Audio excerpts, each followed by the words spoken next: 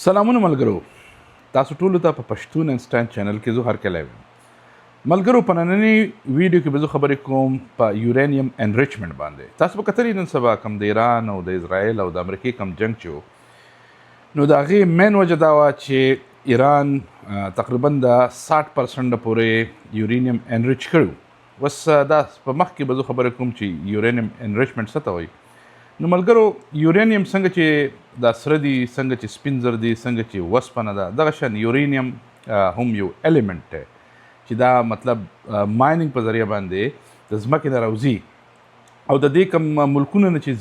زیاتره په کوم ملکونو کې چې یورانیم په ځمکه کې ملاویږي، نو په هغې کې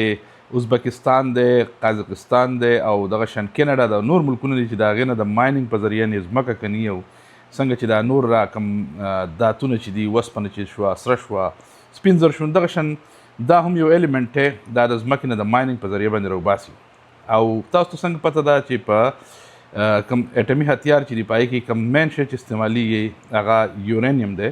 دغه شان کوم نیوکلر پاور پلانټ چې دي، کوم اټمي بجلیګر چې ته وایي، په هغې کې یورانیم استعمالیږي. خو کله چې یورانیم د ځمکې نه راوځي، یعنې په کوم شکل کې چې راوځي، نو هغه د دې قابل نه وي چې هغه په اټمي هتیار کې استعمال شي یا په نیوکلر پاور پلانټ چې کوم دي په هغې کې استعمال شي. د ټول نه مخکې دې له پکار وي، لکه اوس تاسو به خیال کړی په دنیا کې د کوم اټمي هتیار چې دي دا د 9 ملکونو سره دی صرف، یعنې په دنیا کې ډېر شه ملکونه دي، ډېر ملکونو سره اټمي هتیار نشته. د هغې وجه سره د هغې وجه خو لاول له ټول نه مخکې ده چې سینکشنز، مطلب په دنیا کې داسې ملکونو چې طاقتور چې دا نه غواړي چې دا اټمي هتیار په دنیا کې د هر چا سره وي. بل د دې کوم انفراسټرکچر چې دی، مطلب د دې لپاره کوم مشینري چې پکار ده، نو هغه هم د هر ملک سره داسې په اسانه شتي، نو مطلب په هغې هم تقریبا 10-15 سال لګي چې د دې لپاره کوم انفراسټرکچر پکار دی د دې اټمي هتیار جوړول لپاره، ځکه په دې کې مختلف مشینان لګي او مختلف پارټس لګي. نو د هغې نه بعد بیا هغه ملک د دې قابل شي چې دا کوم یورانیم چې بیا د یورانیم سپلای هم پکار را چې د هغې نه خالص یورانیم وباسي. هغه څنګه وباسي او د یورانیم انریچمنټ څه پروسس دی، په هغه باندې به زه خبرې کوم. لکه اوس پاکستان چې دی، لکه لاول تاسو ته د بیک ګراونډ ښیم، نو تقریبا 70-80 په دهایي کې پاکستان په دې باندې کار شروع کړی په پټه باندې، او بیا دغه شان په دې باندې د پاکستان 10-15 سال ولګېدو چې هغه د یورانیم انریچمنټ هغه لیول ته ورسېدل، یعنې د 90% پورې یورانیم انریچ کړل. زه اوس په دې خبره کوم په دې پروسس باندې چې د هغې په مدد سره بیا اټمي هتیار تیار کړل. نو اوس کله چې یورانیم راوځي ملګرو د ځمکې نه، نو څنګه چې ما وایي هغه په دې حالات کې نه چې هغه په اټمي هتیار کې یا په اټامیک بجلیګر کې استعمال شي. د ټول نه مخکې پکار دا چې دا کم یورانیم چې دی، ځکه یورانیم کې بیا دننه دي دا کم چې پر را حالات کې یورانیم راوځي، نو په دې کې د 99% نه زیات چې دي، د یو کم 100% نه زیات چې دي، هغه د یورانیم 238. نو اصل کې تاسو ته پته ده په دې مکمل کائنات کې، په دې دنیا کې څه چې موږ ته په نظر راځي د اټم نه جوړ دي یا د وړو وړو ذرو نه جوړ دي. نو دغه شان یورانیم هم چې رقم اټم نه جوړ دی، نو پای کې ما وایي د 99% پورې چې دی هغه یورانیم 238 دي. مطلب دا یو اسوټوپ دی. اسوټوپ مطلب دا چې پروټان یو شان دي، لکه نمبر اف پروټان چې په د یورانیم دي نو هغه 92 دي، یعنې 92 پروټان دي. دغه شان په یورانیم 238 کې 146 نیوټران دي. مطلب د پروټان او نیوټران د یو بل په شان یو شان نه دي. خو بیا په دې کې په دې یورانیم کې صرف 0.7% یعنې د 1% د هم کم چې دي هغه یورانیم 235 دي. او دا یورانیم 235 کوم مین په اټم بم کې چې استعمالیږي، کوم په اټامیک پاور پلانټ کې چې استعمالیږي، نو هغه د یورانیم 235 چې په دې کې مطلب دا 235 چې په دې کې 92 یعنې نمبر اف پروټانس خو یو شانتي دي، او کوم نیوټران چې دي هغه پکې 143 دي، یعنې دا نیوټران نمبر مختلف دی. خو دا ډېر په کم مقدار کې، مطلب ځکه دا کم یورانیم چې د ځمکې نه راوځي، نو دا دومره د کار نه وي. د دې لپاره پکار چې دا خالص شي، او د دې لپاره چې کومه ټیکنالوجي استعمالیږي او کوم په کم باندې چې 10-15 سال د ملک لګي، کوم ایډوانس ټیکنالوجي چې نن سبا استعمالیږي هغې ته وایي ګیس سنټریفیوج. مطلب دا یو داسې ټیکنالوجي ده، په اصل کې تاسو داسې وګڼئ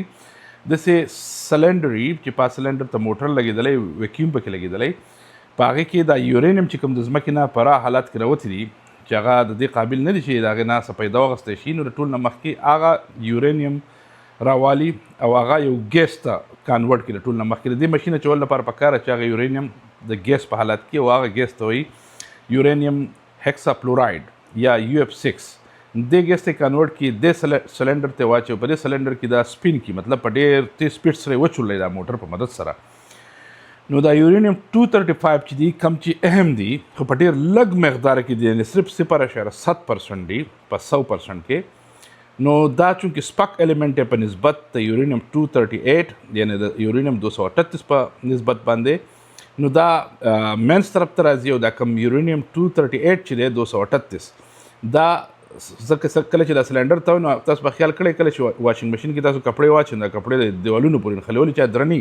نو دغه شان دا یورانیم 238 بهر طرف ته زور کوي نو په دې طریقه سره دو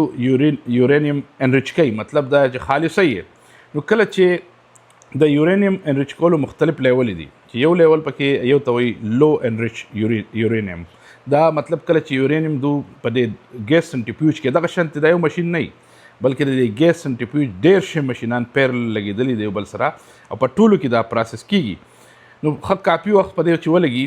نو د دو انریچ کی تقریبا د 3% نه ولا 5% د پورې چې کله یورانیم انریچ شي یعنی په دې کې د یورانیم 235 دا کوم چې د کار یورانیم دی د دې شره دغه 3 نه 5% ورسي نو دا بیا کوم نیوکلیر پاور پلانټ چې دي کوم اټامیک بجلیګر چې دي دغه قابل شي په هغه باندې بیا غو نیوکلیر پاور پلانټ چلی دی شي خو دا بیا هم په هغه صورت کې نه چې دغه دا کوم ویپن ګریډ چې دی کوم اټامیک ویپنز چې دي چې هغه ته جوړ شي ځکه د اټامیک ګریډ لپاره چې کوم یورانیم پکار دی هغه دي تقریبا دا کوم یورانیم چې دی دا کوم پرا حالات کې چې راوتی دي چې په دې کې دو د 90% پورې په دې کې انریچ کی مطلب په دې ګیس سنټریفیوج باندې چاند کی او په دې کې دا یورانیم 235 چې د مقدار 90% ورسې په دې ښه کافي ټایم لګي څنګه چې ما ویل اول په دې ټیکنالوژي باندې د ملک سره دا ټیکنالوژي راځي په هغه باندې 10 نه ولا 15 سال پورې لګي نو بیا هغه یورانیم کوم چې تقریبا 90% ورسې هغه بیا په دې اټمي هتیار کې استعمالېږي اوس اټمي هتیار جوړول دومره ګران نه دی لکه د دې اټمي هتیار لپاره چې دا کوم یورانیم پکار دی خالص یورانیم 235 235 پکار دی نو هغه خالص کول دي ځکه یورانیم خو خالص نه لکه تاسو مثال دا ولې پرس که تاسو یو هغه تاسو به سوتلې بورې وړه یادي که نه هغه بورې وړه راولې د چمچ په سر لږ غونتې دې ته سور رنګ واچوئ او بیا خسم په وړو کې دا ولړئ که نه او بیا تاسو د دې وړو نه دا رنګ واپس جدا کوئ دا خو داسې مطلب په دې کې لړلی شوی دی نو څونه مشکله به وي د هغې دپاره به ته د ایټم په لیول د وړو یو دانه به ته چاڼ کړې او د هغې نه به ته هغه سور رنګ جدا کړې وړه جدا کړې نو دا سور رنګ چې د سمسۍ په سر دی د دې مثال دی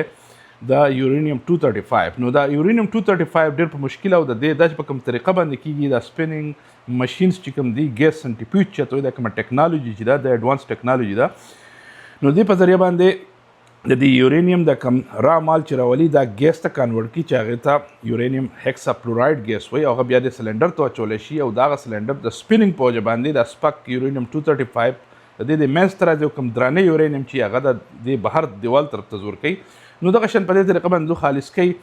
اوس دا کوم 3-5% پورې چې کوم یورانیم شي ما چې څنګه وي دا په نیوکلیر پاور پلانټ کې استعمالیږي دا خو لو انریچ یورانیم شو یو میډیم لیول دی د دې میډیم هغه چې هغه تقریبا کله په دې کې دا یورانیم 235 لیول دا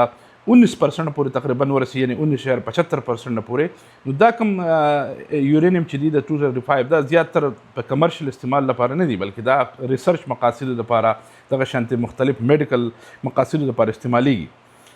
خو مسله له شروع کیږي لکه کوم د دې کنټرول کوم اداره چې د هغه په دې نظر ساتي هغه ته IAEA انټرنیشنل اټامیک انرژي ایجنسی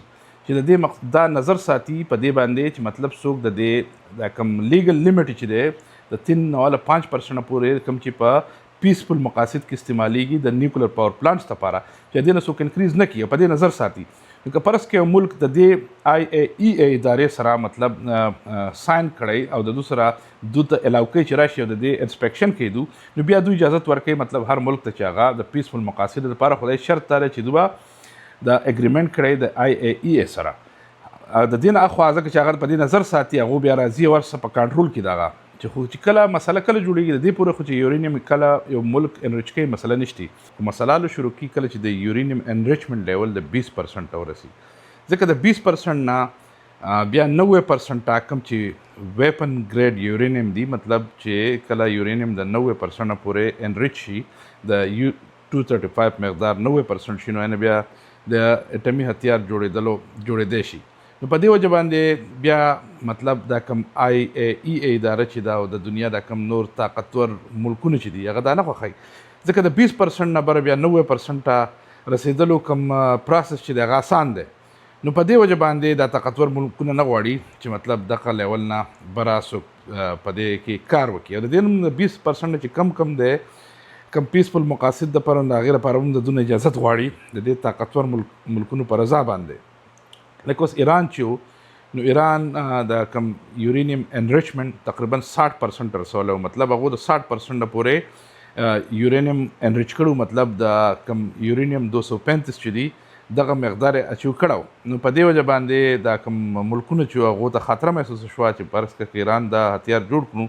د هغې لپاره خطره ثابتېدی شي نو دا د ملګرو د یورینیم انریچمنٹ ټوله قصه او بیا کله چې یورینیم انریچ شي 90% ورسي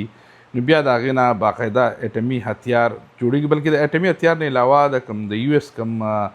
نیوکلر سبمرین چې دي په هغې کې هم د 90% پورې دا کم ویپن ګریډ یورینیم چې دي دا استعمال شوي دي نو په دې وجه باندې د یورینیم چې دی دا ډېر قیمتي ایلیمنټ دی مطلب د ډېر د پیدې کارونه هم شته ځکه چې د دې نه اټمي بجلی جوړېږي او ډېر لږ یورینیم د ډېر اوږد ټایم پورې مطلب بجلی جوړولی شي خو د دې سره سره مطلب دا په اټمي هتیار هم د دې نه جوړېږي نو زه خو به دا یم چې ملګرو موږ دنیا ته د اټمي هتیارو د سره ضرورت نشتی ځکه موږ ټول انسانان یو ټول د دې ځمکې اوسېدونکي یو یو شان انسانان یو خیر دی که زموږ رنګونه لږ بدل دي خیر دی که زموږ عقیدې بدلې دي خو موږ ټول په آخره کې انسانان یو نو زه وایم چې په ټوله دنیا کې که طاقتور دی که کمزوري دي په دې د کم اټمي هتیار چې دي زموږ دنیا ته بالکل د دې ضرورت نشتی بلکې موږ دا کم ایلیمنټس چې زموږ په دې ځمکه باندې دي د قدرت نه موجود دي دا موږ راولو کم د انسان د پیدې ځکه د دې یورینیم استعمال د کم کینسر چې د دې په علاج کې هم ما چې ویل د دې کې دا کم 20% پورې چې کم یورینیم دي نو په هغې کې هم استعمالیږي دا هغه شان هم استعمالیدی شي یا کم د ټرانسپورټ لپاره مطلب کم جازونه چې دي سمندري جازونه چې دي په هغې کې هم د استعمال کېدی شي د بجلی لپاره هم استعمال کېدی شي ضروري نه ده چې مطلب دا کم طاقتور شی زموږ په دې ځمکه باندې موجود دی او د هغې نه د هتیار جوړ شي او د انسان په بربادۍ کې دی دا استعمال شي نو دغه شان څنګه چې ما خبره وکړه ملګرو په دې کې ما خبره وکړه د یورینیم انریچمنٹ او بیا په کومه ټیکنالوجي چې دا انریچمنٹ کیږي هغې ته ګیس سنټریفیوج وایي مطلب چې یو سلنډر یې هغې ته دا یورینیم ګیس ته واړوي او دغه ګیس بیا سپین کړي او د هغې په ذریعه باندې دا ورو خالصه او یورینیم 235 د هغې نه جدا کوي او کله چې هغه 5% پورې ورسي نو په نیوکلیر پاور پلانټ کې استعمالیږي د 20% پورې چې کوم دی هغه د ریسرچ مقاصد دپاره استعمالیږي او کله چې 90% چې ته ویپن ګریډ یورینیم وایي نو بیا هغه په دې اټامیک هتیارو کې استعمالیږي نو ملګرو امید لرم دا ویډیو ستاسو خوښ شوي او داسې نورو ویډیو لپاره ملګرو زما دا چینل پشتون انسټاین تاسو ضرور دا ویډیو لایک کړئ شیر یې کړئ او سبسکرایب کړئ اجازت غواړم ملګرو د الله په امان